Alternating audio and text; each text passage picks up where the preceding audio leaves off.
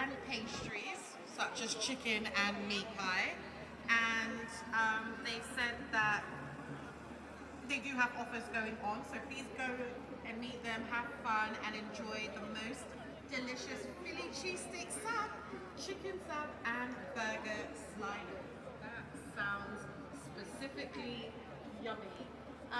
Still on the shout outs, we've got TT's Kitchen, which is right wing near the radio booth, and they have offers of jollof rice, jambalaya rice, coconut rice, sweet potato porridge, Irish potato fries, grilled turkey, grilled barbecue chicken, peppered croaker fish, and much more, all ranging between the comfortable prices of 1,000 to 4,500 naira. So that's Titty's Kitchen.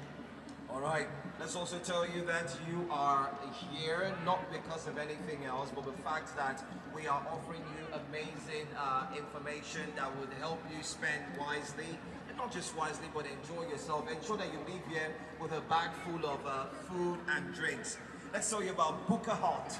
Buka Hut, you can come for authentic Buka Hut meals, a taste of home of fada rice and sauce, moi moi. You also have pepper turkey, pepper chicken, village rice, and lots more. Yeah, Buka Hut is outside. You'll find them outside. Make sure you check them out at the street food corner. That's where you find Buka Hut. Once again, Buka Hut, home for your original, tasty, fresh Buka made food. They're outside, they've got pepper chicken, name it, they have it. You just need to, for those who know Buka Hut, you always enter the retail area. Yeah, so now is a good time to check them out as well. Yeah, absolutely. All right, still keeping with the theme of original Nigerian food, she says, we've got cordelettes. And on today's menu, they've got rice, fried stew, and